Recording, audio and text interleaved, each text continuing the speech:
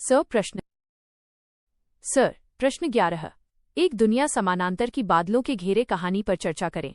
उत्तर कृष्णा सोबती द्वारा रचित बादलों के घेरे नई कहानी आंदोलन की एक भाव प्रधान रचना है जो रूढ़िवादी बंधनों, प्रेम की छटपटाहट और क्षयरोग टीबी से जूझती युवती रवि के अंतर्मन के अकेलेपन को कलात्मक गहराई से व्यक्त करती है। एक मुख्य पात्र रवि के माध्यम से असाध्य बीमारी से उपजे अवसाद और मृत्यु के खौफ के बीच घुटती चेतना का मार्मिक चित्रण है। जिंदगी हाथ से रेत की तरह फिसल रही थी और मैं सिर्फ तमाशा देख रही थी। बादलों के घेरे कृष्णा सोबती। 2 प्रेम की अनकही छटपटाहट और सामाजिक संकोच के द्वंद्व को उकेरा गया है, जहां रवि और मन्नो का संबंध मौन में गहराता है।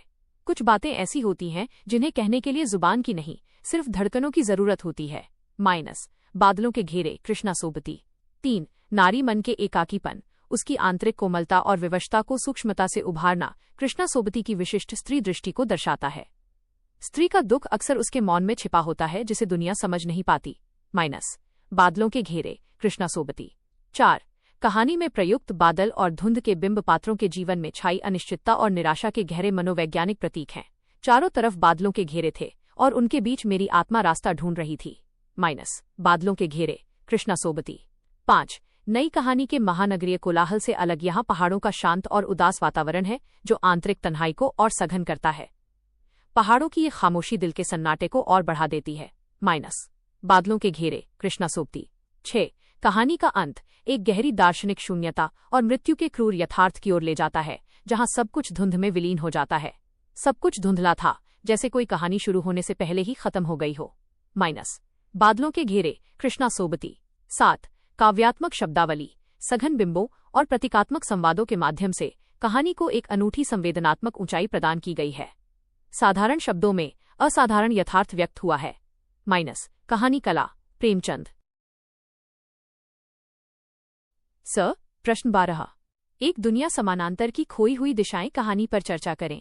उत्तर कमलेश्वर द्वारा रचित खोई हुई दिशाएं नई कहानी आंदोलन की एक युगांतरकारी रचना है जो आधुनिक महानगरीय जीवन की अमानवीयता, भीड़ के बीच पनपते अकेलेपन, एलियनेशन और पहचान के संकट को अत्यंत प्रामाणिक ढंग से प्रस्तुत करती है।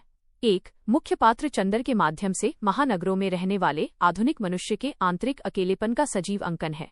इस शहर में इतने लोग हैं पर मेरा कोई नहीं, कोई मुझे पहचानने वाला नहीं। खोई हुई दिशाएं कमलेश्वर। 2 महानगरीय संस्कृति में मानवीय रिश्तों के हो रहे यांत्रिकरण और आत्मीयता के लोप को गहराई से उकेरा गया है। रिश्ते जब अपनी गर्माहट खो देते हैं तो केवल एक ठंडी राख बचती है। खोई हुई दिशाएं कमलेश्वर।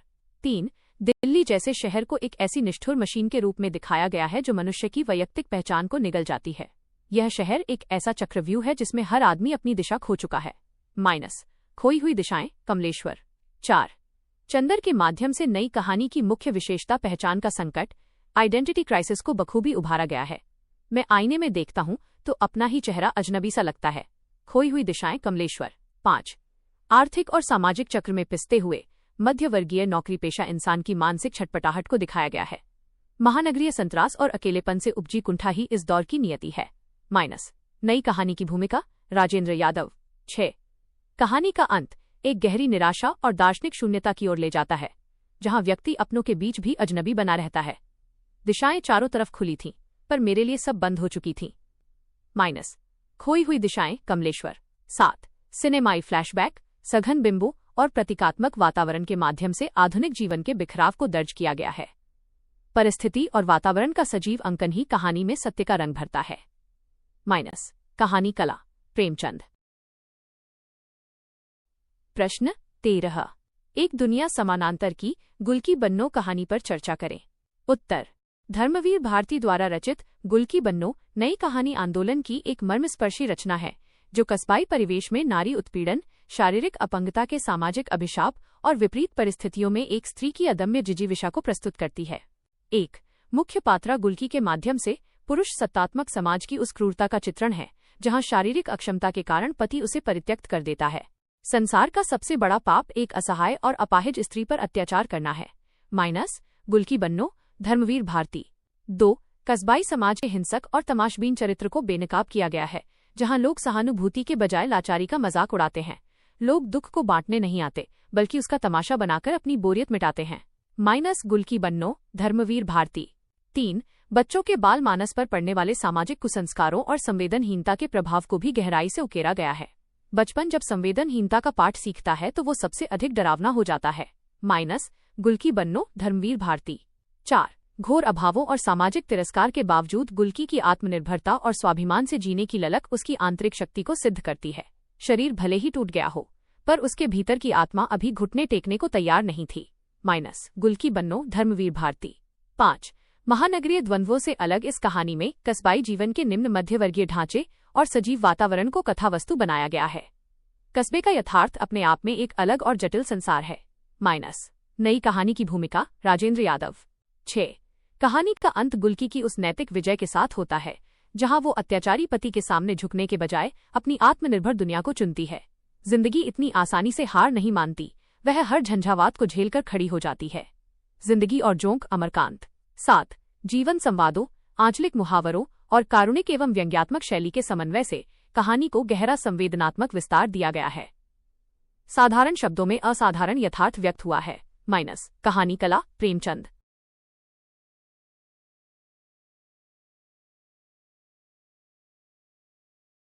प्रश्न 14 एक दुनिया समानांतर की परिंदे कहानी पर चर्चा करें। उत्तर, निर्मल वर्मा द्वारा रचित परिंदे को नई कहानी आंदोलन की पहली कृति माना जाता है। ये कहानी एक पहाड़ी कॉन्वेंट स्कूल की पृष्ठभूमि में आधुनिक मनुष्य के अकेलेपन, अतीत के मोह, नॉस्टैल्जिया और जीवन की दिशाहीनता को अत्यंत सूक्ष्म व प्रतीकात्मक ढंग से अभिव्यक्त करती है। एक मुख्य पात्रा लतिका के माध्यम से अतीत की स्मृतियों में कैद एक ऐसे इंसान के मनोविज्ञान को उकेरा गया है जो अपने प्रेमी की मृत्यु के बाद वर्तमान से कट चुकी है। बीता हुआ समय एक ऐसा जाल है जिससे मनुष्य चाहकर भी मुक्त नहीं हो पाता। परिंदे, निर्मल वर्मा। 2 कहानी के अन्य पात्र मिस्टर ह्यूबर्ट और डॉक्टर मुखर्जी भी अपने अपने स्तर पर एक गहरे अकेलेपन और विस्थापन का दंश झेल रहे हैं। हम सब अपने अपने दायरे में अकेले हैं और एक दूसरे की तन्हाई को छूने की कोशिश कर रहे हैं। परिंदे, निर्मल वर्मा। 3 परिंदे पक्षी का प्रतीक उन इंसानों की ओर संकेत करता है जो एक अनिश्चित प्रतीक्षा और केवल वक्त काटने के लिए किसी स्थान पर ठहरे हुए हैं। क्या हम सब भी इन परिंदों की तरह नहीं हैं जो एक जगह से दूसरी जगह सिर्फ वक्त काटने के लिए रुकते हैं? परिंदे, निर्मल वर्मा। 4 पहाड़ों का बर्फीला, धुंध से भरा और उदास वातावरण पात्रों के अंतर्मन में पसरे सन्नाटे और भावनात्मक शून्यता का जीवंत बिंब बन जाता है। बाहर की बर्फ जैसे मेरे भीतर की दुनिया में भी जम गई है। परिंदे, निर्मल वर्मा। 5 निर्मल वर्मा ने सामाजिक या राजनीतिक प्रतिबद्धता के बजाय मनुष्य की अस्तित्ववादी समस्याओं, उसकी आंतरिक छटपटाहट और वैयक्तिक संत्रास को प्राथमिकता दी है। महानगरीय संत्रास और अकेलेपन से उपजी कुंठा ही इस दौर की नियति है। नई कहानी की भूमिका, राजेंद्र यादव। 6 कहानी का अंत एक सूक्ष्म दार्शनिक करुणा की ओर संकेत करता है, जहां लतिका एक छोटी बच्ची को अतीत के उस दर्द से बचाना चाहती है जिसे वह खुद भुगत चुकी है। जिंदगी को उसके पूरे यथार्थ में स्वीकार कर लेना ही उसकी सबसे बड़ी सार्थकता है। परिंदे, निर्मल वर्मा। 7 काव्यात्मक, अमूर्त और बिंब प्रधान भाषा शैली का प्रयोग किया गया है, जिसमें संवादों से अधिक महत्व मौन और वातावरण को मिला है। परिस्थिति और वातावरण का सजीव अंकन ही कहानी में सत्य का रंग भरता है। कहानी कला, प्रेमचंद। प्रश्न 15 एक दुनिया समानांतर की तीसरी कसम कहानी पर चर्चा करें। उत्तर, फणीश्वर नाथ रेणु द्वारा रचित तीसरी कसम हिंदी साहित्य की एक कालजयी आंचलिक कहानी है जो बिहार के ग्रामीण अंचल की पृष्ठभूमि में गाड़ीवान हीरामन और नौटंकी की बाईजी हीराबाई के बीच उपजे निश्चल, पवित्र और त्रासद प्रेम को रेखांकित करती है। 1 मुख्य पात्र हीरामन के माध्यम से ग्रामीण अंचल की अनाविल निश्चलता, लोक संस्कृति के सीधेपन और मानवीय संवेदनाओं को जीवंत किया गया है। उसने आज तक ऐसी सुंदर औरत नहीं देखी थी, मानो साक्षात देवी हो। तीसरी कसम, फणीश्वर नाथ रेणु। 2 हीराबाई के चरित्र द्वारा नौटंकी की दुनिया में काम करने वाली स्त्रियों के आंतरिक अकेलेपन और समाज द्वारा उन्हें केवल वस्तु समझने के क्रूर यथार्थ को उकेरा गया है। दुनिया जिसे सिर्फ तमाशा समझती है, उसके भीतर भी एक रोता हुआ दिल होता है। तीसरी कसम, फणीश्वर नाथ रेणु। 3 कहानी में लोक कला, लोकगीत, महुआ घटवारिन का गीत और अंचल के मेलों बाजारों का सजीव वातावरण प्रेम संवेदना को और अधिक सघन तथा प्रामाणिक बनाता है। परिस्थिति और वातावरण का सजीव अंकन ही कहानी में सत्य का रंग भरता है। कहानी कला, प्रेमचंद। 4 हीरामन और हीराबाई का प्रेम किसी वासना से संचालित नहीं होता, बल्कि वह दो अकेले अंतर्मनों का एक दूसरे के प्रति गहरा आदर और आत्मिक जुड़ाव है। उसका मन जैसे किसी अनजाने लोक में उड़ रहा था, जहां कोई बंधन नहीं था। तीसरी कसम, फणीश्वरनाथ रेणु। 5 नई कहानी के महानगरीय संतरास के विपरीत रेणु ने इस कहानी में आंचलिकता के रस, मिट्टी की गंध और ग्रामीण जीवन के लोकमानस को अपनी कथा वस्तु बनाया है। कस्बे और गांव का यथार्थ अपने आप में एक अलग और जटिल संसार है। नई कहानी की भूमिका, राजेंद्र यादव। 6 कहानी का अंत एक अत्यंत कारुणिक यथार्थ में होता है, जहां हीराबाई के चले जाने पर टूटा हुआ हीरामन अपनी गाड़ी में नौटंकी की बाइजी की लाद न करने की तीसरी कसम खाता है। सब कुछ खत्म हो गया था, सिर्फ एक सूनी राह बाकी थी, और हीरामन की कसम। तीसरी कसम, फणीश्वरनाथ रेणु। 7 आंचलिक बोली के पुट, प्रतीकात्मक बिंबों और काव्यात्मक संवाद शैली के प्रयोग से कहानी को संवेदनात्मक रूप से अद्वितीय ऊंचाई मिली है। साधारण शब्दों में असाधारण यथार्थ व्यक्त हुआ है। कहानी, कला, प्रेमचंद।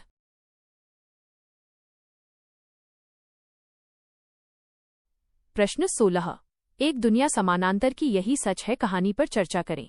उत्तर, मन्नू भंडारी द्वारा रचित यही सच है कामकाजी स्त्री के दोहरे प्रेम के अंतर्द्वंद्व और निर्णयहीनता का डायरी शैली में बारीक मनोवैज्ञानिक चित्रण करती है। 1 मुख्य पात्रा दीपा के माध्यम से स्त्रीमन की दुविधा को उकेरा गया है, जहां वो अतीत, निशीथ और वर्तमान संजय के प्रेम के बीच झूलती है। मैं समझ नहीं पाती कि मेरा वास्तविक सत्य क्या है, ये या वो। यही सच है, मन्नू भंडारी। 2 कहानी में प्रेम के पारंपरिक आदर्श रूप के बजाय उसके व्यावहारिक धरातल और चंचल यथार्थ को दिखाया गया है। मनुष्यों का हृदय कितना चंचल है, जो हर नए मोड़ पर बदल जाता है। यही सच है, मन्नू भंडारी। 3 कोलकाता और कानपुर की पृष्ठभूमि में आधुनिक शिक्षित स्त्री की स्वतंत्रता और उसके अकेलेपन के द्वंद्व को प्रस्तुत किया गया है। महानगरीय संत्रास और अकेलेपन से उपजी कुंठा ही इस दौर की नियति है। नई कहानी की भूमिका, राजेंद्र यादव। 4 डायरी शैली का प्रथम पुरुष में प्रयोग पात्रा के आत्मविश्लेषण और आंतरिक छटपटाहट को सीधे अभिव्यक्त करता है। संवाद और स्वगत कथन ऐसे होने चाहिए जो पात्र के अंतर्मन को पूरी तरह खोलकर रख दे। कहानी, कला, प्रेमचंद। 5 ये रचना स्त्री के अंतर्जगत को किसी पुरुषवादी चश्मे के बिना उसकी अपनी प्रामाणिक स्त्री दृष्टि से देखने का अवसर देती है। स्त्री का दुख अक्सर उसके मौन और अंतर्द्वंद्व में छिपा होता है। बादलों के घेरे, कृष्णा सोबती। 6 कहानी का अंत विडंबनापूर्ण यथार्थ के साथ होता है, जहां संजय के स्पर्श से दीपा का तात्कालिक सत्य बदल जाता है। तभी मुझे लगता है कि यही सच है, केवल यही जो इस पल मेरे सामने है। यही सच है, मन्नू भंडारी। 7 सरल, सहज और प्रवाहपूर्ण भाषा का प्रयोग कर आधुनिक जीवन के भावनात्मक बिखराव को दर्ज किया गया है। साधारण शब्दों में असाधारण यथार्थ व्यक्त हुआ है। कहानी, कला, प्रेमचंद।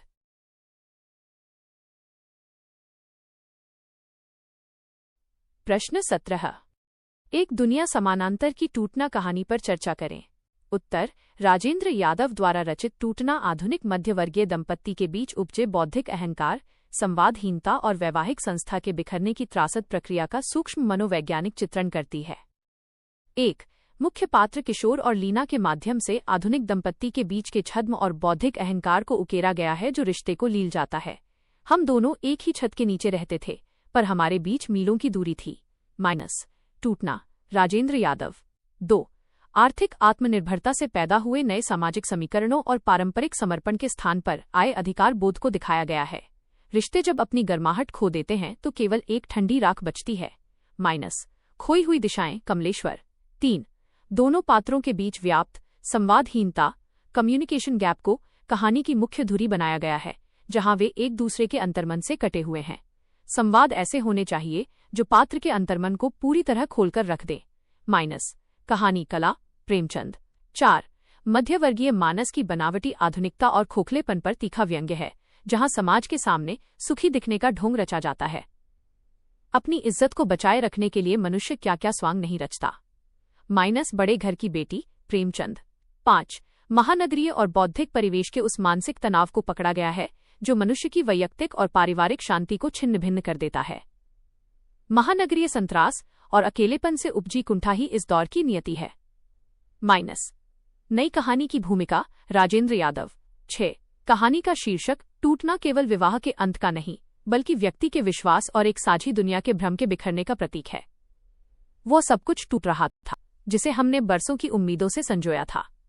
माइनस टूटना राजेंद्र यादव। 7 प्रतीकात्मक वातावरण, सघन मनोविश्लेषण और चुटीली भाषा शैली का प्रयोग कर आधुनिक जीवन के बिखराव को पूरी प्रामाणिकता से दर्ज किया गया है। साधारण शब्दों में असाधारण यथार्थ व्यक्त हुआ है। माइनस कहानी कला, प्रेमचंद।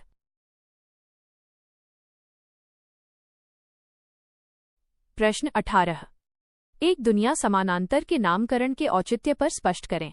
उत्तर, राजेंद्र यादव द्वारा संपादित एक दुनिया समानांतर का नामकरण पारंपरिक आदर्शवादी कथा मूल्यों के बरक्स आधुनिक मनुष्य के वास्तविक और जीवंत संसार को स्थापित करने की वैचारिक घोषणा है। 1 यथार्थ जीवन की समानांतरता। यह कहानियां किसी काल्पनिक लोक की नहीं, बल्कि उसी वास्तविक जीवन के समानांतर चलती हैं जिसे आम आदमी रोज जीता है। साहित्य का काम जीवन के समानांतर एक ऐसी दुनिया खड़ी करना है जो मनुष्य को आत्मदर्शन करा सके। नई कहानी की भूमिका राजेंद्र यादव। 2 पारंपरिक कथा ढांचे का निषेध। यह नाम उस घिसे पिटे पारंपरिक ढांचे को खारिज करता है जो केवल मनोरंजन पर आधारित था और आम हाड़ मास के इंसानों को केंद्र में लाता है। कहानी अब राजा रानी की नहीं, बल्कि हमारे ही समानांतर जीने वाले इंसानों की है। नई कहानी की भूमिका राजेंद्र यादव। 3 बदलते मानवीय मूल्य। स्वतंत्रता के बाद आए शहरीकरण और टूटते मूल्यों के बीच पनपी नई मानवीय चेतना को यह संकलन समानांतर रूप से दर्ज करता है। बदलते हुए समय के साथ एक नई समानांतर चेतना का जन्मना अनिवार्य था। माइनस नई कहानी की भूमिका राजेंद्र यादव। 4 आंतरिक जगत का प्रकटीकरण। महानगरीय संत्रास, अकेलेपन और पहचान के संकट से जूझ रहे आधुनिक मानव के आंतरिक द्वंद्वों को यह नाम पूरी तरह चरितार्थ करता है।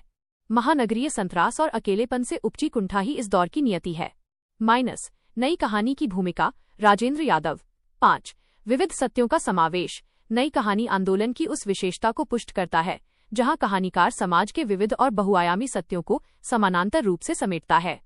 कहानी जब किसी व्यापक सत्य को छूती है तभी वह अमर होती है। माइनस नई कहानी की भूमिका राजेंद्र यादव। 6 थोप गए आदर्शों से मुक्ति। यह नाम नैतिकताओं के समानांतर व्यक्ति, मन की वास्तविक व्यावहारिक उलझनों और निर्णयहीनता की स्थितियों को प्रामाणिकता देता है। मैं समझ नहीं पाती कि मेरा वास्तविक सत्य क्या है, यह या वो। माइनस यही सच है, मन्नू भंडारी। 7 शिल्प और भाषा का सामंजस्य। शिल्प के धरातल पर भी यह नाम उचित है, क्योंकि इसमें प्रयुक्त भाषा और प्रतीक कृत्रिमता से मुक्त होकर जीवन की गति के साथ समानांतर बहते हैं। परिस्थिति और वातावरण का सजीव अंकन ही कहानी में सत्य का रंग भरता है। माइनस कहानी कला, प्रेमचंद।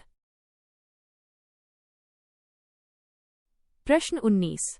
एक दुनिया समानांतर नई कहानी का प्रतिनिधि संकलन है, कहानियों के उदाहरण के आधार पर स्पष्ट करें। उत्तर, राजेंद्र यादव द्वारा संपादित एक दुनिया समानांतर को नई कहानी आंदोलन का प्रतिनिधि संकलन माना जाता है, क्योंकि इसमें शामिल कहानियां स्वातंत्र्योत्तर भारत के बदलते सामाजिक और मानसिक यथार्थ को नए शिल्प के साथ अभिव्यक्त करती हैं। 1 महानगरीय संत्रास और अकेलापन। कमलेश्वर की खोई हुई दिशाएं में आधुनिक मनुष्य के भीड़ के बीच पनपते अकेलेपन को दिखाया गया है। इस शहर में इतने लोग हैं, पर मेरा कोई नहीं, कोई मुझे पहचानने वाला नहीं। माइनस खोई हुई दिशाएं कमलेश्वर। 2 स्त्री पुरुष संबंधों का बिखराव। राजेंद्र यादव की टूटना कहानी में मध्यवर्गीय दंपत्ति के बीच उपजे बौद्धिक अहंकार और संवादहीनता का चित्रण है। हम दोनों एक ही छत के नीचे रहते थे, पर हमारे बीच मीलों की दूरी थी। माइनस टूटना राजेंद्र यादव। 3 विभाजन की मानवीय त्रासदी। मोहन राकेश की मलबे का मालिक में देश विभाजन के मर्म और मलबे के रूप में इंसानियत के नुकसान को दर्ज किया गया है। वह मलबे का ढेर जैसे पूरी इंसानियत की लाश पर खड़ा था। माइनस मलबे का मालिक मोहन राकेश। 4 निम्न वर्ग की अदम्य जिजीविषा। अमरकांत की जिंदगी और जोंक में रजुआ के माध्यम से विषम परिस्थितियों में भी जीवित रहने की चाह को उभारा गया है। वह मौत से नहीं, जिंदगी से लड़ रहा था। माइनस जिंदगी और जोंक अमरकांत। 5 स्त्री मन का अंतर्द्वंद्व। मन्नू भंडारी की यही सच है में कामकाजी स्त्री की तरलता और तात्कालिक सत्य को चुनने की छटपटाहट का प्रामाणिक अंकन है। तभी मुझे लगता है कि यही सच है, केवल यही, जो इस पल मेरे सामने है। माइनस यही सच है मन्नू भंडारी। 6 अस्तित्ववादी संकट और अतीत मोह। निर्मल वर्मा की परिंदे में पात्रों के माध्यम से जीवन की शाश्वत दिशाहीनता और तन्हाई को प्रतीकात्मक रूप मिला है। क्या हम सब भी इन परिंदों की तरह नहीं हैं, जो एक जगह से दूसरी जगह सिर्फ वक्त काटने के लिए रुकते हैं? माइनस परिंदे निर्मल वर्मा। 7 पारंपरिक आदर्शों से मुक्ति। संकलन की कहानियों का मूल उद्देश्य थोपे गए आदर्शों के बजाय जीवन के बहुआयामी सत्यों को उनके वास्तविक रूप में स्थापित करना है। कहानी जब किसी व्यापक सत्य को छूती है तभी वह अमर होती है। माइनस नई कहानी की भूमिका राजेंद्र यादव। प्रश्न 20। एक दुनिया समानांतर की कहानी प्रेमचंद की कहानी का ही अलग चरण है। उपयुक्त कहानी उदाहरणों के आधार पर इस कथन को स्पष्ट करें। उत्तर। हिंदी कहानी के विकास क्रम में एक दुनिया समानांतर की नई कहानी प्रेमचंदीय परंपरा का निषेध नहीं, बल्कि उनकी यथार्थवादी चेतना का ही एक अगला और अनिवार्य चरण है, जहां कहानी सामाजिक यथार्थ के बाह्य धरातल से आगे बढ़कर आधुनिक मनुष्य के आंतरिक और मनोवैज्ञानिक यथार्थ में प्रवेश करती है। 1। यथार्थवाद का अगला चरण। प्रेमचंद ने कफन में जिस नग्न यथार्थ की नींव रखी, नई कहानी उसी को आगे बढ़ाते हुए व्यवस्था के खोखलेपन को उजागर करती है। जिस समाज में रात दिन मेहनत करने वालों की हालत उनकी हालत से कुछ बहुत अच्छी न थी, वहां इस तरह की मनोवृत्ति का पैदा हो जाना कोई अचरज की बात न थी। माइनस कफन प्रेमचंद। 2। बाह्य उत्पीड़न बनाम आंतरिक जिजीविषा।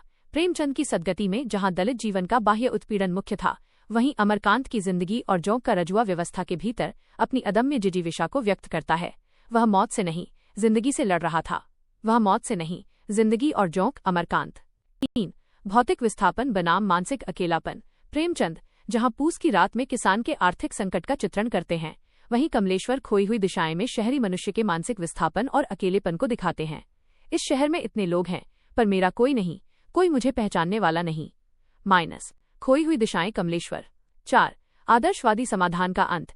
प्रेमचंद के यहाँ पारिवारिक संकट का समाधान अंततः हृदय परिवर्तन से होता है, जबकि राजेंद्र यादव टूटना में बौद्धिक अहंकार से उपजे रिश्ते के अंतिम बिखराव को दिखाते हैं।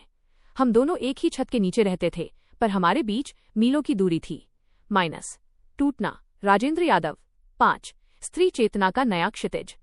प्रेमचंद ने स्त्री मन को सामाजिक मर्यादाओं में उकेरा, जबकि मन्नू भंडारी ने यही सच है में आधुनिक स्त्री की तरलता और तात्कालिक सत्य को चुनने की पूर्ण स्वतंत्रता को स्थापित किया। तभी मुझे लगता है कि यही सच है, केवल यही, जो इस पल मेरे सामने है। माइनस यही सच है मन्नू भंडारी। 6। वैयक्तिक संतरास को प्राथमिकता। प्रेमचंद की कहानी सामाजिक वर्ग चेतना से बंधी थी, वहीं नई कहानी का यह चरण अस्तित्ववादी संकट और पहचान की खोज को अपनी मुख्य धुरी बनाता है। महानगरीय संतरास और अकेलेपन से उपजी कुंठा ही इस दौर की नियति है। माइनस नई कहानी की भूमिका राजेंद्र यादव। 7। शिल्पगत विकास। प्रेमचंद जहां वर्णनात्मक शैली को अपनाते थे, वहीं नई कहानी का यह चरण डायरी शैली, फ्लैशबैक और सघन बिंबों के माध्यम से अमूर्त अनुभूतियों को दर्ज करता है। परिस्थिति और वातावरण का सजीव अंकन ही कहानी में सत्य का रंग भरता है। माइनस कहानी कला। प्रेमचंद।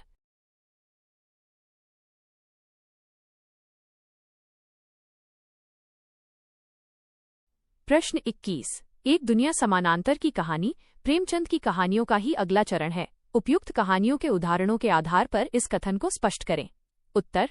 हिंदी कहानी के विकास क्रम में एक दुनिया समानांतर की नई कहानी प्रेमचंदीय परंपरा का निषेध नहीं, बल्कि उनकी यथार्थवादी चेतना का ही एक अगला और अनिवार्य चरण है, जहां कहानी सामाजिक यथार्थ के बाह्य धरातल से आगे बढ़कर आधुनिक मनुष्य के आंतरिक और मनोवैज्ञानिक यथार्थ में प्रवेश करती है।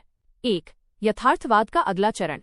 प्रेमचंद ने कफन में जिस नग्न यथार्थ की नींव रखी, नई कहानी उसी को आगे बढ़ाते हुए व्यवस्था के खोखलेपन को उजागर करती है। जिस समाज में रात दिन मेहनत करने वालों की हालत उनकी हालत से कुछ बहुत अच्छी न थी, वहां इस तरह की मनोवृत्ति का पैदा हो जाना कोई अचरज की बात न थी। माइनस कफन प्रेमचंद। 2। बाह्य उत्पीड़न बनाम आंतरिक जिजीविषा। प्रेमचंद की सदगति में जहां दलित जीवन का बाह्य उत्पीड़न मुख्य था, वहीं अमरकांत की जिंदगी और जोंक का रजुआ व्यवस्था के भीतर अपनी अदम्य जिजीविषा को व्यक्त करता है। वह मौत से नहीं, जिंदगी से लड़ रहा था। वह मौत से नहीं, जिंदगी और जोंक अमरकांत। 3। भौतिक विस्थापन बनाम मानसिक अकेलापन। प्रेमचंद जहां पूस की रात में किसान के आर्थिक संकट का चित्रण करते हैं, वहीं कमलेश्वर खोई हुई दिशाएं में शहरी मनुष्य के मानसिक विस्थापन और अकेलेपन को दिखाते हैं। इस शहर में इतने लोग हैं, पर मेरा कोई नहीं, कोई मुझे पहचानने वाला नहीं। माइनस खोई हुई दिशाएं कमलेश्वर। 4। आदर्शवादी समाधान का अंत। प्रेमचंद के यहाँ पारिवारिक संकट का समाधान अंततः हृदय परिवर्तन से होता है, जबकि राजेंद्र यादव टूटना में बौद्धिक अहंकार से उपजे रिश्ते के अंतिम बिखराव को दिखाते हैं। हम दोनों एक ही छत के नीचे रहते थे, पर हमारे बीच मीलों की दूरी थी। माइनस टूटना राजेंद्र यादव। 5। स्त्री चेतना का नया क्षितिज। प्रेमचंद ने स्त्री मन को सामाजिक मर्यादाओं में उकेरा, जबकि मन्नू भंडारी ने यही सच है में आधुनिक स्त्री की तरलता और तात्कालिक सत्य को चुनने की पूर्ण स्वतंत्रता को स्थापित किया। तभी मुझे लगता है कि यही सच है, केवल यही, जो इस पल मेरे सामने है। माइनस यही सच है। मन्नू भंडारी। 6 वैयक्तिक संतरास को प्राथमिकता। प्रेमचंद की कहानी सामाजिक वर्ग चेतना से बंधी थी, वहीं नई कहानी का यह चरण अस्तित्ववादी संकट और पहचान की खोज को अपनी मुख्य धुरी बनाता है। महानगरीय संतरास और अकेलेपन से उपजी कुंठा ही इस दौर की नियति है। माइनस नई कहानी की भूमिका राजेंद्र यादव। 7 शिल्पगत विकास। प्रेमचंद जहां वर्णनात्मक शैली को अपनाते थे, वहीं नई कहानी का यह चरण डायरी शैली, फ्लैशबैक और सघन बिंबों के माध्यम से अमूर्त अनुभूतियों को दर्ज करता है। परिस्थिति और वातावरण का सजीव अंकन ही कहानी में सत्य का रंग भरता है। माइनस कहानी कला। प्रेमचंद।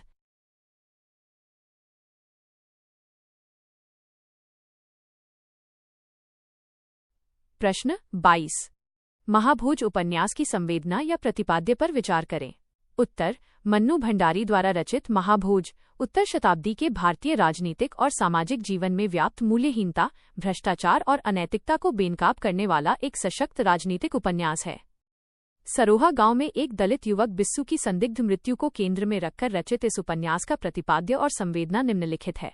1 राजनीतिक अवसरवादिता और सत्ता लोलुपता। उपन्यास का मुख्य प्रतिपाद्य ये दिखाना है कि किस प्रकार राजनेता जैसे दासाहब और सुकुल बाबू चुनाव जीतने और सत्ता में बने रहने के लिए एक गरीब दलित की मौत को मोहरा बना लेते हैं। 2 दलित उत्पीड़न और सामाजिक विडंबना। बिस्सू की मौत के बहाने उपन्यास यह संवेदना व्यक्त करता है कि आज भी शोषित और पिछड़े वर्ग के लोग केवल वोट बैंक की राजनीति का जरिया हैं, उनके वास्तविक विकास से किसी को सरोकार नहीं है। 3 व्यवस्था के अंगों का पतन। मन्नू भंडारी ने पुलिस, DIG सिन्हा और न्याय व्यवस्था के उस बिके हुए रूप को उजागर किया है जो अपराधियों को बचाने और निर्दोषों को फंसाने के लिए सत्ताधारियों के इशारे पर काम करती है। 4 प्रेस और मीडिया का चरित्र। उपन्यास दिखाता है कि लोकतंत्र का चौथा स्तंभ कहा जाने वाला मीडिया, मशाल अखबार के संपादक भी सत्य को उजागर करने के बजाय अपने आर्थिक लाभ और राजनीतिक दबाव के आगे घुटने टेक देता है। 5 बौद्धिक वर्ग की लाचारी। लोचन बाबू और महेश जैसे पात्रों के माध्यम से उस प्रबुद्ध वर्ग की लाचारी को दिखाया गया है जो व्यवस्था के खिलाफ आवाज तो उठाना चाहता है, लेकिन अंततः अपने स्वार्थ या डर के कारण मौन हो जाता है। 6 शीर्षक महाभोज की प्रतीकात्मकता। उपन्यास का नामकरण इसकी संवेदना को पूरी तरह चरितार्थ करता है। यहाँ महाभोज किसी उत्सव का भोज नहीं है, बल्कि एक असहाय की लाश पर अपनी राजनीतिक रोटियां सेकने वाले गिद्धों का क्रूर और वीभत्स भोज है। 7 युगीन यथार्थ और भाषा शिल्प। उपन्यास की भाषा तीखी, व्यंग्यात्मक और वर्णनात्मकता से मुक्त है, जो तत्कालीन भारतीय लोकतंत्र के खोखलेपन और आम आदमी की बेबसी को पूरी प्रामाणिकता के साथ पाठक के सामने दर्ज करती है।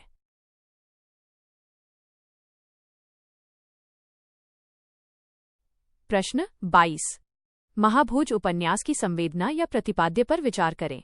उत्तर मन्नू भंडारी द्वारा रचित महाभोज उत्तर शताब्दी के भारतीय राजनीतिक और सामाजिक जीवन में व्याप्त मूल्यहीनता, भ्रष्टाचार और अनैतिकता को बेनकाब करने वाला एक सशक्त राजनीतिक उपन्यास है। सरोहा गांव में एक दलित युवक बिस्सू की संदिग्ध मृत्यु को केंद्र में रखकर रचित इस उपन्यास का प्रतिपाद्य और संवेदना निम्नलिखित है। 1 राजनीतिक अवसरवादिता और सत्ता लोलुपता। राजनेता चुनाव जीतने और सत्ता में बने रहने के लिए एक गरीब दलित की मौत को मोहरा बना लेते हैं। राजनीति में कोई किसी का दोस्त या दुश्मन नहीं होता, सब समय और जरूरत का खेल है। महाभोज मन्नू भंडारी। 2 दलित उत्पीड़न और सामाजिक विडंबना। शोषित और पिछड़े वर्ग के लोग आज भी केवल वोट बैंक की राजनीति का जरिया हैं, उनके वास्तविक न्याय से किसी को सरोकार नहीं है। बिस्सू मरा नहीं है, उसकी हत्या की गई है और अब उसकी लाश पर राजनीति की जा रही है। महाभोज मन्नू भंडारी। 3 व्यवस्था के अंगों का पतन। पुलिस और न्याय व्यवस्था पूरी तरह बिक चुकी है, जो अपराधियों को बचाने और निर्दोषों को फंसाने के लिए सत्ताधारियों के इशारे पर काम करती है। जब कानून ही अंधा हो जाए तो आम आदमी न्याय की भीख किससे मांगे। माइनस महाभोज मन्नू भंडारी। 4 प्रेस और मीडिया का चरित्र। लोकतंत्र का चौथा स्तंभ कहा जाने वाला मीडिया भी सत्य को उजागर करने के बजाय अपने आर्थिक लाभ और राजनीतिक दबाव के आगे घुटने टेक देता है। अखबार जनता की आवाज नहीं, बल्कि मालिकों की तिजोरी और नेताओं का भोंपू बन गए हैं। माइनस महाभोज मन्नू भंडारी। 5 बौद्धिक वर्ग की लाचारी। प्रबुद्ध वर्ग व्यवस्था के खिलाफ आवाज तो उठाना चाहता है, लेकिन अंततः अपने स्वार्थ या डर के कारण मौन होकर घुटने टेक देता है। पढ़े लिखे लोगों की कायरता ही इस देश की सबसे बड़ी त्रासदी है। माइनस महाभोज मन्नू भंडारी। 6 शीर्षक महाभोज की प्रतीकात्मकता। यहाँ महाभोज किसी उत्सव का नहीं, बल्कि एक असहाय की लाश पर अपनी राजनीतिक रोटियां सेकने वाले गिद्धों का क्रूर और वीभत्स भोज है। यह एक इंसान की मौत का मातम नहीं, बल्कि सत्ता के भूखे भेड़ियों का महाभोज है।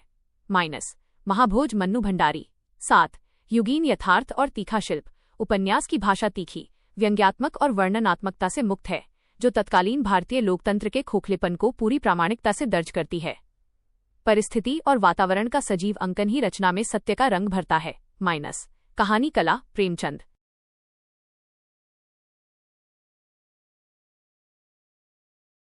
प्रश्न 23। महाभोज एक सफल राजनीतिक उपन्यास है, चर्चा करें। उत्तर।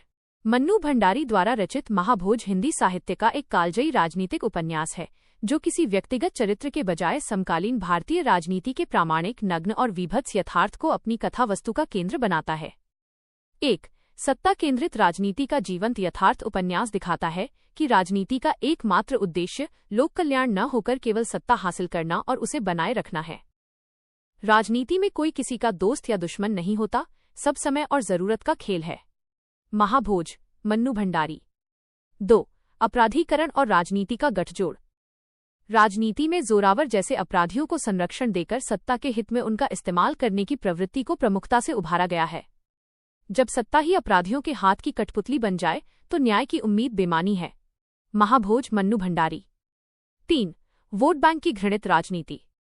सरोहा गांव के दलित युवक बिस्सू की मौत को चुनाव जीतने के लिए राजनीतिक हथियार की तरह इस्तेमाल करते हुए दिखाया गया है। बिस्सू मरा नहीं है, उसकी हत्या की गई है और अब उसकी लाश पर राजनीति की जा रही है। महाभोज, मन्नू भंडारी। 4. लोकतंत्र के अंगों का राजनीतिकरण। पुलिस, नौकरशाही और प्रेस जैसे लोकतंत्र के स्वायत्त स्तंभों के पतन और सत्ता के आगे समर्पण को बेहद सूक्ष्मता से बेनकाब किया गया है। अखबार जनता की आवाज नहीं, बल्कि मालिकों की तिजोरी और नेताओं का भोंपू बन गए हैं।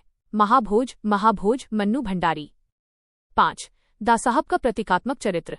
दासाहब के माध्यम से उस चतुर, मूल्यहीन और गांधीवादी मुखौटा ओढ़े राजनेता के चरित्र को गढ़ा गया है, जो बेहद ठंडे दिमाग से अपने विरोधियों को समाप्त करता है। पढ़े लिखे लोगों की कायरता ही इस देश की सबसे बड़ी त्रासदी है। महाभोज, मन्नू भंडारी। 6. मूल्यहीनता का तीखा चित्रण। उपन्यास का प्रतिपाद्य ये सिद्ध करता है कि समकालीन राजनीति में आदर्शवाद, नैतिकता और संवेदना पूरी तरह समाप्त हो चुके हैं। ये एक इंसान की मौत का मातम नहीं, बल्कि सत्ता के भूखे भेड़ियों का महाभोज है। महाभोज, मन्नू भंडारी। 7. कथा शिल्प और तीखी भाषा शैली। बिना किसी पारंपरिक रोमानियत या अनावश्यक विवरण के तीखी, संवादात्मक और व्यंग्यात्मक शैली के प्रयोग से राजनीति के खोखलेपन को पूरी प्रामाणिकता से दर्ज किया गया है। परिस्थिति और वातावरण का सजीव अंकन ही रचना में सत्य का रंग भरता है। कहानी कला, प्रेमचंद।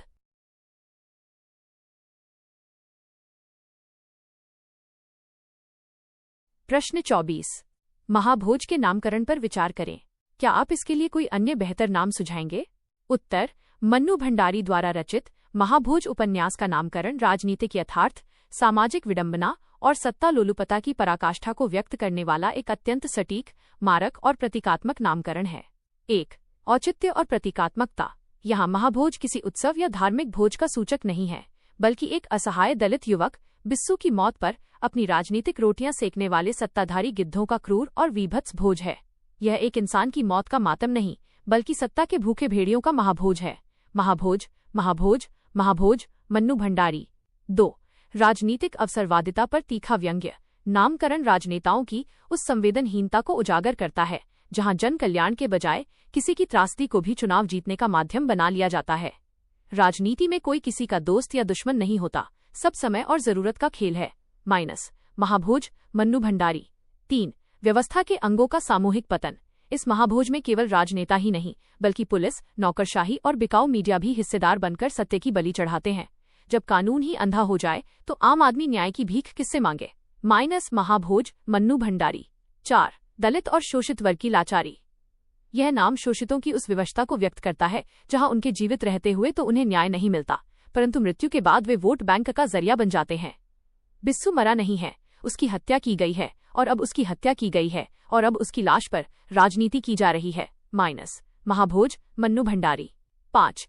बौद्धिक वर्ग का मौन समर्पण। नामकरण उस प्रबुद्ध वर्ग की लाचारी और कायरता को भी समेटता है, जो इस भ्रष्ट व्यवस्था के महाभोज को चुपचाप देखने के लिए विवश है। पढ़े लिखे लोगों की कायरता ही इस देश की सबसे बड़ी त्रासदी है। महाभोज, मन्नू भंडारी। 6. अन्य बेहतर नाम का सुझाव। लाशों के सौदागर। यदि इस कालजयी रचना के लिए कोई अन्य नाम सुझाना हो तो लाशों के सौदागर एक उपयुक्त नाम हो सकता है, क्योंकि समूचा उपन्यास बिस्सू की लाश पर चलने वाले राजनीतिक व्यापार और सौदेबाजी पर आधारित है। अखबार जनता की आवाज नहीं, बल्कि मालिकों की तिजोरी और नेताओं का भोंपू बन गए हैं। महाभोज मन्नू भंडारी। 7 निष्कर्ष। हालांकि लाशों के सौदागर नाम विषय वस्तु को स्पष्ट करता है, फिर भी मन्नू भंडारी द्वारा चुना गया मूल नाम महाभोज अपनी व्यंग्यात्मकता, व्यापकता और दार्शनिक गहराई के कारण सर्वोत्तम और अपरिवर्तनीय है। परिस्थिति और वातावरण का सजीव अंकन ही रचना में सत्य का रंग भरता है। कहानी कला, प्रेमचंद। प्रश्न 25। महाभोज के शिल्प पक्ष पर नाती दीर्घ निबंध लिखें। उत्तर। मन्नू भंडारी द्वारा रचित महाभोज वैचारिक और शिल्प दोनों ही धरातलों पर हिंदी उपन्यास विधा में एक युगांतरकारी रचना है। लेखिका ने पारंपरिक औपन्यासिक ढांचे को तोड़कर समकालीन राजनीतिक यथार्थ को अभिव्यक्त करने के लिए एक अत्यंत मारक, गठीले और आधुनिक शिल्प का विकास किया है, जिसके प्रमुख तत्व निम्नलिखित हैं। 1. पारंपरिक चरित्र केंद्रित ढांचे का निषेध। उपन्यास का शिल्प किसी एक नायक या महानायक के इर्द गिर्द नहीं घूमता, बल्कि समूची भ्रष्ट व्यवस्था और सत्ता लोलुपता ही इसकी मुख्य धुरी है। यह उपन्यास किसी एक व्यक्ति की कथा नहीं, बल्कि पूरी व्यवस्था के नग्न चरित्र का दस्तावेज है। नई कहानी की भूमिका, राजेंद्र यादव। 2. गतिशीलता और सिनेमाई दृश्य योजना, फ्लैशबैक। उपन्यास का घटनाक्रम इतनी तीव्र गति से बदलता है कि पाठक उसमें बंध जाता है। दृश्य परिवर्तन में रंगमंचीय और सिनेमाई शिल्प का प्रभाव साफ झलकता है। परिस्थिति और वातावरण का सजीव अंकन ही रचना में सत्य का रंग भरता है। कहानी कला, प्रेमचंद। 3. तीखी, मारक और संवादात्मक भाषा शैली। लेखिका ने लंबी वर्णनात्मकता से बचते हुए छोटे, चुटीले और व्यंग्यात्मक संवादों के माध्यम से पात्रों के मुखौटों को पूरी क्रूरता से बेनकाब किया है। राजनीति में कोई किसी का दोस्त या दुश्मन नहीं होता, सब समय और जरूरत का खेल है। महाभोज मन्नू भंडारी। 4. प्रतीकात्मकता और बिंब विधान। उपन्यास का शीर्षक महाभोज स्वयं में सबसे बड़ा शिल्पगत प्रतीक है, जो एक असहाय की लाश पर नोच नोच कर खाने वाले सत्ताधारी भेड़ियों के चरित्र को उभारता है। यह एक इंसान की मौत का मातम नहीं, बल्कि सत्ता के भूखे भेड़ियों का महाभोज है। महाभोज मन्नू भंडारी। 5. नाटकीयता और रंगमंचीयता का प्रभाव। महाभोज का कथानक इतना सुगठित और संवादात्मक है कि बाद में स्वयं लेखिका ने इसे नाटक के रूप में रूपांतरित किया, जो इसके शिल्प की अद्भुत पठनीयता को सिद्ध करता है। संवाद ऐसे होने चाहिए जो पात्र के अंतर्मन और सामाजिक सत्य को एक साथ खोलकर रख दे। कहानी कला, प्रेमचंद। 6. यथार्थवादी दृष्टिकोण और निष्पक्षता। मन्नू भंडारी ने शिल्प के स्तर पर बिना किसी भावुकता या थोपे गए आदर्शवादी समाधान के युगीन यथार्थ को उसके मूल और नग्न रूप में प्रस्तुत कर दिया है। बिस्सू मरा नहीं है, उसकी हत्या की गई है और अब उसकी लाश पर राजनीति की जा रही है। महाभोज मन्नू भंडारी। 7. निष्कर्ष संक्षेप में, महाभोज का शिल्प पक्ष कथ्य के साथ समानांतर और पूरक बनकर चलता है, जहां भाषा की सहजता और शिल्प की कसावट मिलकर भारतीय राजनीति के खोखलेपन को पूरी प्रामाणिकता से दर्ज करती है। साधारण शब्दों में असाधारण यथार्थ व्यक्त हुआ है। कहानी कला, प्रेमचंद।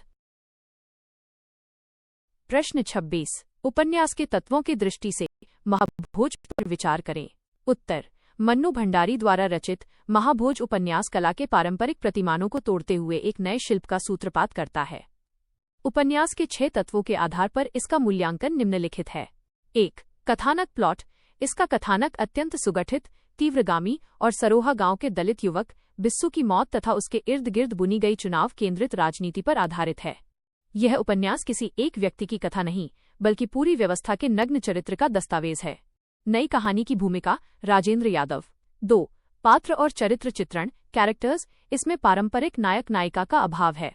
दासाहब, सुकुल बाबू, जोरावर और लखन जैसे पात्र व्यक्तिगत चरित्र न होकर भ्रष्ट राजनीतिक व्यवस्था के विभिन्न आयामों के प्रतीक हैं।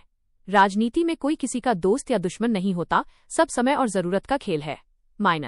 महाभोज मन्नू भंडारी। 3. कथोपकथन या संवाद, डायलॉग्स। संवाद छोटे, चुटीले, नाटकीय और व्यंग्यात्मक हैं, जो पात्रों के पाखंड और उनके पीछे छिपी सत्ता लोलुपता को पूरी क्रूरता से बेनकाब करते हैं। बिस्सू मरा नहीं है, उसकी हत्या की गई है और अब उसकी लाश पर राजनीति की जा रही है। महाभोज मन्नू भंडारी। 4. देशकाल और वातावरण, सेटिंग, एटमॉस्फेयर।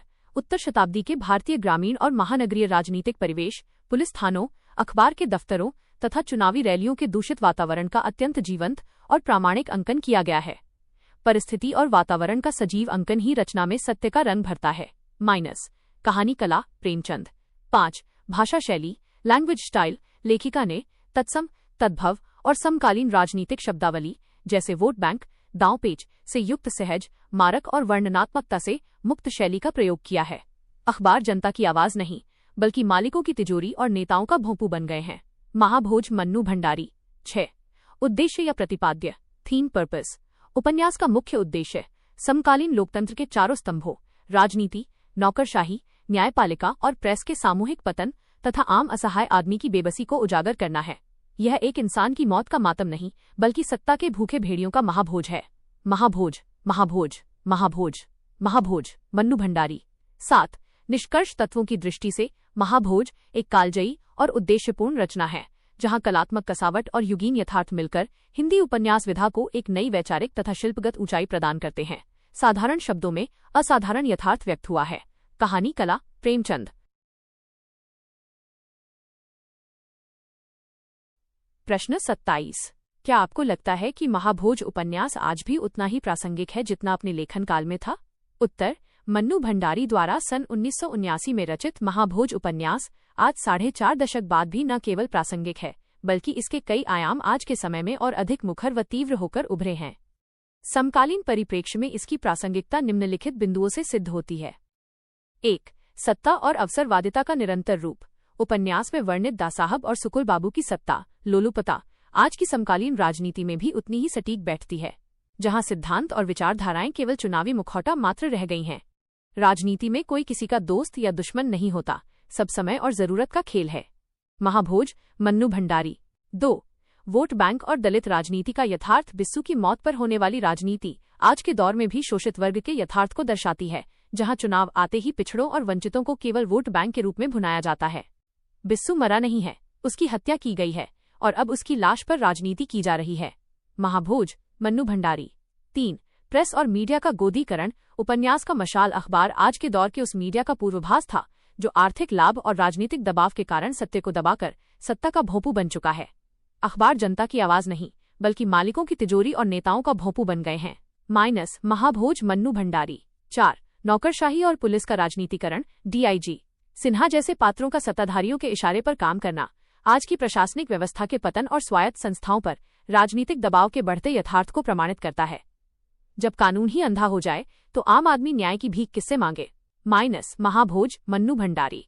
5 बौद्धिक वर्ग की वैचारिक शिथिलता। महेश और लोचन बाबू जैसे प्रबुद्ध वर्ग की लाचारी और व्यवस्था के सामने मौन समर्पण आज के उस बौद्धिक वर्ग की याद दिलाता है जो निजी हितों या भय के कारण सच बोलने से कतराता है। पढ़े लिखे लोगों की कायरता ही इस देश की सबसे बड़ी त्रासदी है। महाभोज मन्नू भंडारी। 6 अपराधीकरण की बढ़ती स्वीकार्यता। जोरावर जैसे बाहुबलियों का राजनीति को नियंत्रित करना आज के दौर में और अधिक संस्थागत हो चुका है, जहां धनबल और बाहुबल चुनाव जीतने के मुख्य औजार बन गए हैं।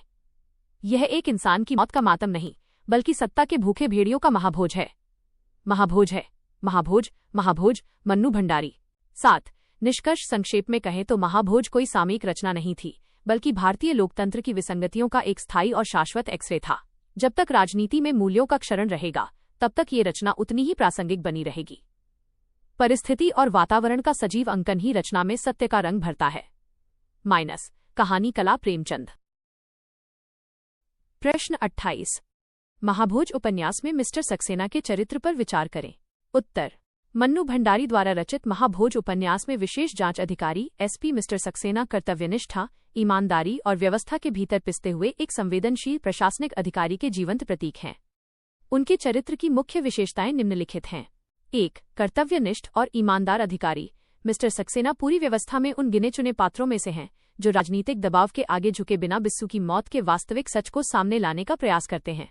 जब कानून ही अंधा हो जाए तो आम आदमी न्याय की भीख किससे मांगे? महाभोज मन्नू भंडारी। 2 सत्य और न्याय के प्रति प्रतिबद्धता। दासाहब और भ्रष्ट डीआईजी सिन्हा के तमाम अवरोधों और धमकियों के बावजूद सक्सेना बिस्सू की हत्या की निष्पक्ष जांच करते हैं और जोरावर के खिलाफ सबूत इकट्ठा करते हैं। राजनीति में कोई किसी का दोस्त या दुश्मन नहीं होता, सब समय और जरूरत का खेल है।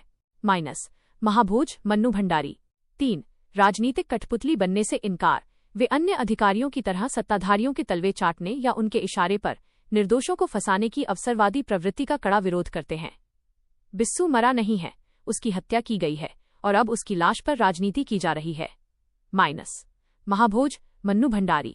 4 प्रशासनिक लाचारी और संतरास। सक्सेना का चरित्र दिखाता है कि एक ईमानदार अफसर जब भ्रष्ट तंत्र को बदलने की कोशिश करता है तो उसे सस्पेंशन, निलंबन और मानसिक प्रताड़ना के रूप में कितनी बड़ी कीमत चुकानी पड़ती है। पढ़े लिखे लोगों की कायरता ही इस देश की सबसे बड़ी त्रासदी है। महाभोज मन्नू भंडारी। 5 दलित और वंचितों के प्रति सहानुभूति। सरोहा के गरीब और लाचार ग्रामीणों के प्रति उनके मन में गहरी संवेदनशीलता है। वे केवल कानून के रक्षक नहीं बल्कि मानवीय मूल्यों के भी संवाहक हैं। यह एक इंसान की मौत का मातम नहीं बल्कि सत्ता के भूखे भेड़ियों का महाभोज है। महाभोज मन्नू भंडारी। 6 उपन्यास के उद्देश्य को गति देना। सक्सेना का चरित्र पूरी व्यवस्था के सामूहिक पतन के बीच पाठक के मन में न्याय की एक क्षीण उम्मीद जगाए रखता है, भले ही अंततः तंत्र उन्हें भी दबा देता है। अनुशासन और नियम जब अन्याय को छिपाने का जरिया बन जाएं तो उन्हें तोड़ना ही धर्म है। नई कहानी की भूमिका। राजेंद्र यादव। 7 निष्कर्ष संक्षेप में, मिस्टर सक्सेना समकालीन प्रशासनिक व्यवस्था के भीतर के उस अंतर्विरोध और छटपटाहट के प्रतीक हैं जहां ईमानदारी को अंततः सस्पेंशन का पुरस्कार मिलता है। उनका चरित्र उपन्यास के प्रतिपाद्य को अत्यधिक गहराई और प्रामाणिकता प्रदान करता है। परिस्थिति और वातावरण का सजीव अंकन ही रचना में सत्य का रंग भरता है। कहानी कला। प्रेमचंद। प्रश्न 29 महाभोज उपन्यास में दास साहब के चरित्र पर विचार करें।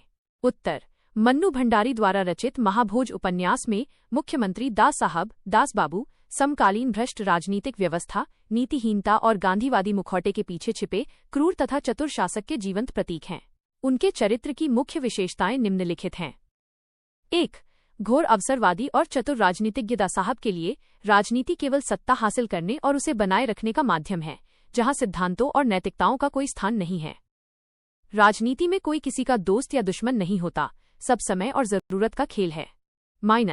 महाभोज मन्नू भंडारी। 2 गांधीवादी मुखौटा और पाखंड। वे बाहर से अत्यंत सादगीपसंद, शाकाहारी, गीता का पाठ करने वाले और गांधीवादी दिखते हैं, परंतु भीतर से बेहद ठंडे दिमाग से विरोधियों को कुचलने की साजिश रचते हैं। पढ़े लिखे लोगों की कायरता ही इस देश की सबसे बड़ी त्रासदी है। महाभोज मन्नू भंडारी। 3 संवेदनहीन और क्रूर चरित्र। सरोहा गांव के दलित बिस्सू की मौत या जिंदा जलते हुए हरिजनों की पीड़ा उनके लिए केवल चुनाव जीतने और वोट बैंक को सुरक्षित करने का एक राजनीतिक समीकरण मात्र है। बिस्सू मरा नहीं है, उसकी हत्या की गई है और अब उसकी लाश पर राजनीति की जा रही है। महाभोज मन्नू भंडारी। 4 स्वायत्त संस्थाओं को कठपुतली बनाना। दास साहब अपने हित के लिए पुलिस प्रशासन, डीआईजी, सिन्हा और प्रेस, मशाल अखबार जैसी लोकतांत्रिक संस्थाओं का इस्तेमाल अपनी व्यक्तिगत जागीर की तरह करते हैं। जब कानून ही अंधा हो जाए तो आम आदमी न्याय की भीख किससे मांगे। महाभोज मन्नू भंडारी। 5 अपराधीकरण को मूक संरक्षण। वे जोरावर जैसे बाहुबलियों और अपराधियों को सत्ता के स्वार्थ में संरक्षण देते हैं और काम निकल जाने पर उन्हें भी दरकिनार करने से नहीं चूकते। यह एक इंसान की मौत का मातम नहीं बल्कि सत्ता के भूखे भेड़ियों का महाभोज है। 6 अद्भुत निर्णय क्षमता और कूटनीति। वे अपने विरोधियों जैसे सुकुल बाबू को हराने के लिए बेहद सधे हुए कदम उठाते हैं। संकट के समय भी वे विचलित हुए बिना अपनी गद्दी बचाने की अद्भुत क्षमता रखते हैं। सत्ता की शतरंज पर हर मोहरा सोच समझकर चला जाता है। नई कहानी की भूमिका। राजेंद्र यादव। 7 निष्कर्ष संक्षेप में कहें तो दास साहब का चरित्र समकालीन भारतीय राजनीति के उस विद्रूप चेहरे को उजागर करता है जहां जनसेवा की आड़ में केवल व्यक्तिगत महत्वाकांक्षा का खेल खेला जाता है। उनका चरित्र उपन्यास के प्रतिपाद्य को चरम सार्थकता प्रदान करता है। परिस्थिति और वातावरण का सजीव अंकन ही रचना में सत्य का रंग भरता है। कहानी कला। प्रेमचंद।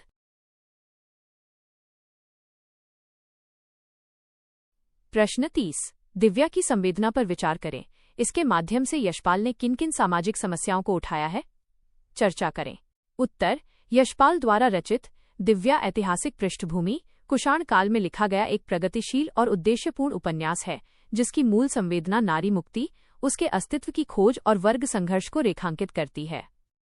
इसके माध्यम से उठाई गई प्रमुख सामाजिक समस्याएं निम्नलिखित हैं। 1 नारी पराधीनता और अस्मिता का संकट।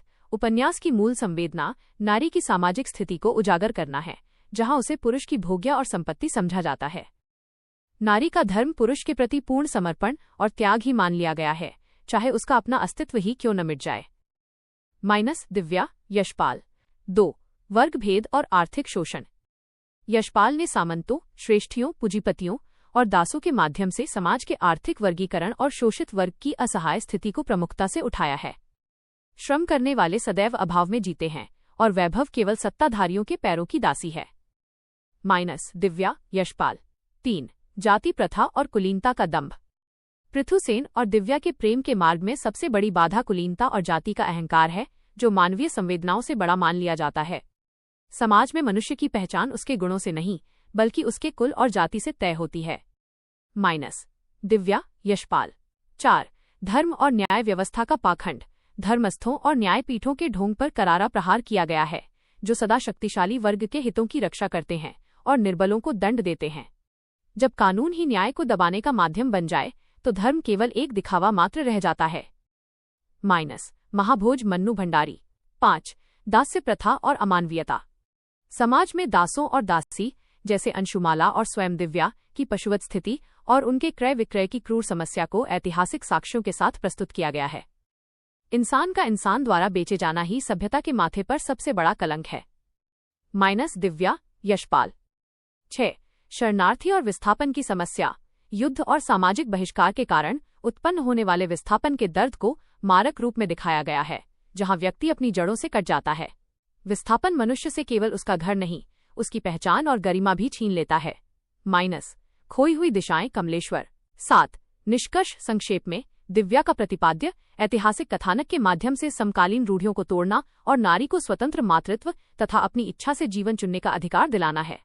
परिस्थिति और वातावरण का सजीव अंकन ही रचना में सत्य का रंग भरता है। कहानी कला, प्रेमचंद। कृष्ण भक्ति काव्यधारा की प्रमुख विशेषता।